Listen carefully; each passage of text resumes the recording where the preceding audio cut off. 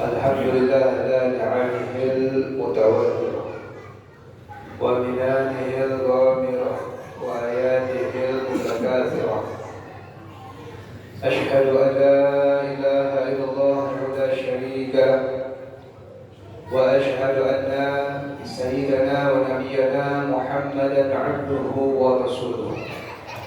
اللهم صل وسلم على سيدنا محمد وعلى آل سيدنا محمد. أما بعد فيا عباد الله اتقوا الله لعلكم ترحمون. قال الله تعالى في كتابه العظيم وهو أصدق القائلين: من عمل صالحا من ذكر أو أنثى وهو مؤمن فأحيينهم حياة طيبة ولنجزينهم أجرهم بأحسن ما كانوا يعملون. وقال رسول الله صلى الله عليه وصحبه وسلم: اتق الله حيثما كنت وأتبع السيئة الحسنة تمحها وخالق الناس بخلق حسن.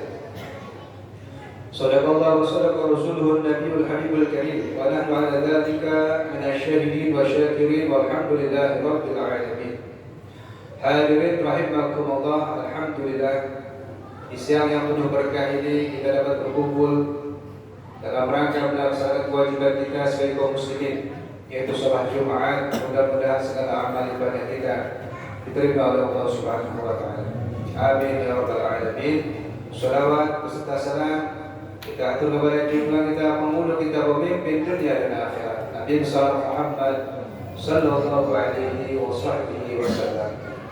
Hadirin rahimakumullah, mari kita tingkatkan iman dan takwa kita kepada Allah Subhanahu wa taala dengan semaksimal mungkin. Kita laksanakan segala perintah-perintah Allah Subhanahu wa taala, pun juga semaksimal mungkin kita menjauhi segala larangan Allah Subhanahu wa taala. Karena dengan iman dan takwa itulah insyaallah kita akan hidup bahagia di dunia ini dan di akhirat.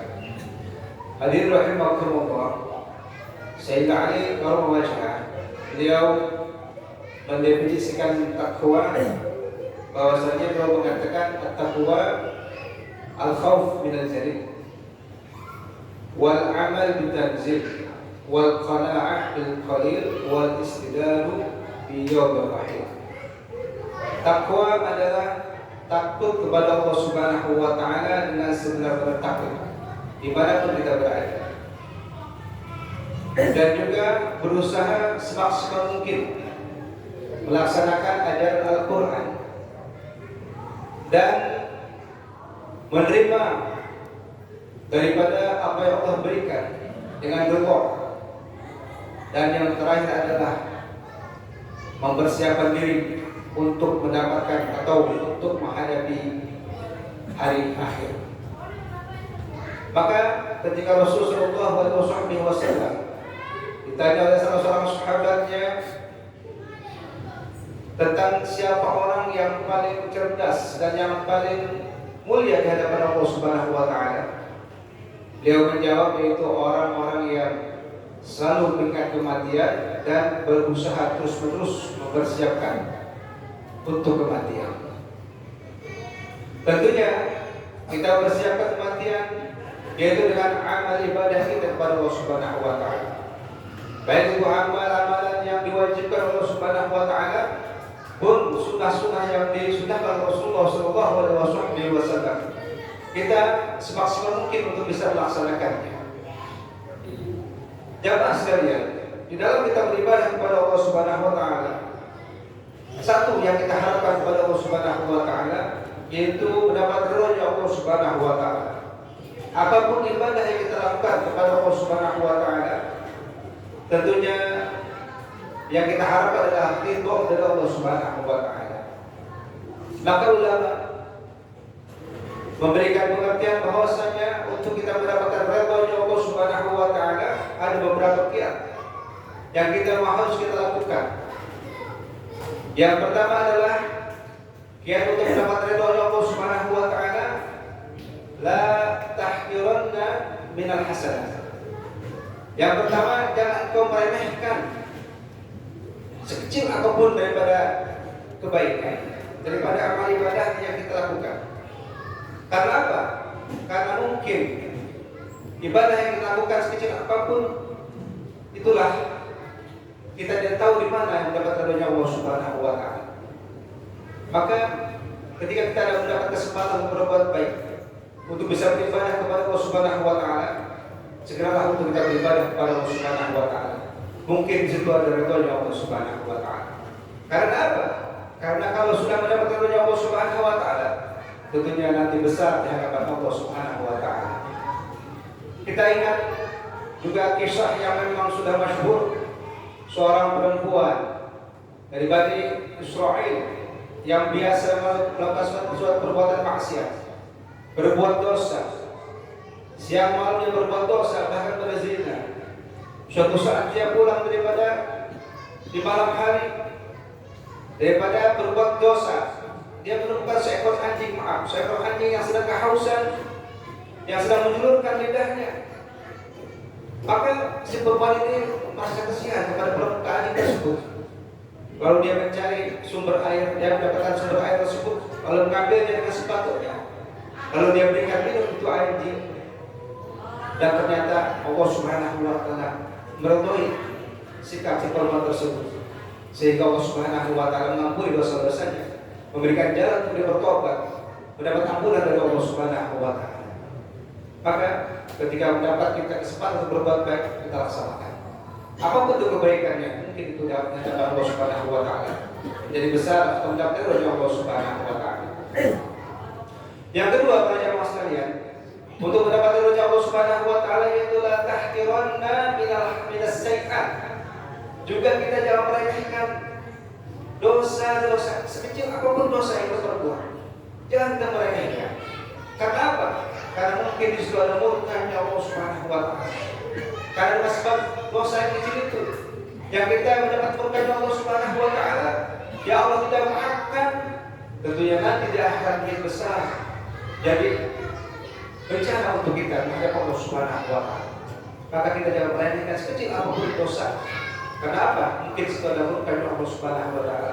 Kita jangan pandang dosa itu, jangan kita lihat dosanya, namun kita lihat kepada siapa kita berbuat dosa. Tentunya kita berbuat dosa kepada Allah Subhanahu wa Ta'ala. Ketika Allah membuat murka atau tidak rela kepada kita, naudzubillah subhanahu wa ta'ala, jangan berat di hadapan Allah Subhanahu wa Ta'ala kita menghadapi. Yang terakhir, pada jamaah sekalian, yang ketiga, untuk mendapatkan Allah Subhanahu wa Ta'ala, la tahqiranna man duna. Kita pun jangan meremehkan orang lain yang ada di hadapan kita. Mungkin di hadapan kita dia termasuk orang-orang yang kecil, orang-orang yang hina, orang-orang yang tidak percaya apa-apa. Namun mungkin di hadapan Allah Subhanahu wa Ta'ala ternyata dia seorang kekasih Allah Subhanahu wa Ta'ala, orang yang beribadah di hadapan Allah Subhanahu wa Ta'ala, bahkan seorang yang beri. Maka kita tidak boleh meremehkan orang lain. Tidak boleh caci orang lain yang ada di hadapan kita, karena kita tidak tahu bahwasanya di hadapan orang yang hadapan Allah Subhanahu wa Ta'ala, orang tersebut apakah orang yang mempunyai nilai di hadapan Allah Subhanahu wa Ta'ala. Maka ketiga perkara ini mungkin kita bisa amalkan agar kita dapat ridho Allah Subhanahu wa Ta'ala. Yang terakhir, para jamaah sekalian, kita ini manusia terbagi tiga bagian. Seorang ulama yang bernama Luqmanul Hakim, beliau menasihati anaknya bahwasanya an-nasu thalathatu athlas, inna an-nasa thalathatu athlas, thulusun lillah wa thulusun li nafsi wa thulusun lid-dun. Kita ini terbagi tiga bagian. Tiga bagian akan kembali kepada Allah Subhanahu wa Ta'ala. Sepertiga lagi akan kembali kepada diri kita, dan sepertiga lagi akan kembali kepada cacing-cacing yang ada dalam kubur. Fa'amma huwa lillah fa'ruhu. Maka ada pun yang kembali kepada Allah Subhanahu wa Ta'ala, ruh kita sifat kembali kepada Allah Subhanahu wa Ta'ala. Untuk apa? Untuk kita meminta atau dimintai bertanggungjawab di hadapan Allah Subhanahu wa Ta'ala apa yang telah kita perbuat di dunia ini. Wa amma huwa li nafsi fa'amaluh. Dan yang kembali kepada diri kita di akhirat nanti itu amal kita. Amal kita baik, amal kita hasanah, insyaallah membawa kita kepada kebahagiaan di dunia dan akhirat nanti. Naudzubillah subhanallahi, amal kita buruk di dunia ini tentunya akan dapat susah kita nanti di hadapan Allah Subhanahu wa taala. Wa ma huwa lidud fajismuhu. Adapun yang kembali kepada cacing-cacing atau belatung yang ada dalam kubur, jismuhu, tubuh kita semua. Tubuh kita, maka kita jangan bangga dengan tubuh kita yang cakep, yang ganteng, yang cantik. Tentunya kalau kita tinggal dunia menjadi makanan tersandapan cacing-cacing yang ada dalam kubur kita. Mudah-mudahan ada makanan kita semua, amin ya rabbal alamin. ووفقكم لطاعة رسوله وقوله تعالى يقول بقوله تهتدون وإذا قرأ القرآن فاستعينوا له وأنصتوا لعلكم ترحمون. أعوذ بالله من الشيطان الرجيم والعصر إن الإنسان لفي خسر إلا الذين آمنوا وعملوا الصالحات وتواصوا بالحق وتواصوا بالصبر. بارك الله فيكم بالقرآن العظيم ونفعني وإياكم بما فيه من الآيات والذكر الحكيم وتقبل منكم تلاوته إنه هو السميع العليم. أقول قولي هذا أستغفر الله العظيم لي ولكم ولسائر المسلمين فاستغفروه إنه هو الغفور الرحيم. اللهم صل على سيدنا محمد وعلى آل سيدنا محمد.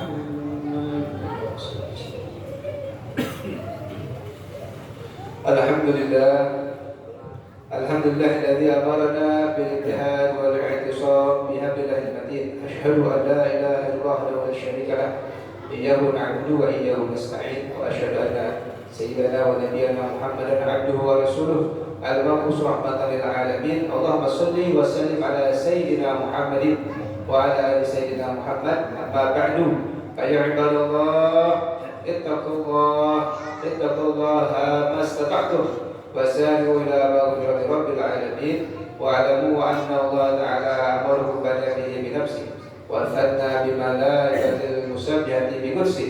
فقال تعالى في كتابه العظيم إن الله وملائكته يصلون على النبي يا أيها الذين آمنوا صلوا عليه وسلموا تسليما. اللهم صل وسلم على سيد المرسلين وعلى آله وأصحابه وأزواجه وذريته أجمعين. اللهم على أربعة الخلفاء الراشدين ساداتنا أبي بكر وعمر وعثمان وعلي وعلى بقية الصحابة أجمعين وتابع التابعين ومن تبعهم بإحسان إلى يوم الدين وعلينا معهم وبهم برحمتك يا أرحم الراحمين. اللهم أصلح جبهة المسلمين وانصر الإسلام والمسلمين واهلك الكفرة والمشركين واعل كلمتك إلى يوم الدين. اللهم اغفر للمسلمين والمسلمات والمؤمنين والمؤمنات الأحياء منهم والأموات إنك السميع القريب مجيب الدعوات ويا قاضي الحاجات. تب علينا قبل الموت وارحمنا عند الموت ولا تعذبنا بعد الموت يا خالق الموت وسميع صلاة فرد من العافات والعهد وكوبا برحمتك يا أرحم الراحمين. ربنا آتنا في الدنيا حسنة وفي الآخرة حسنة وقنا عذاب النار.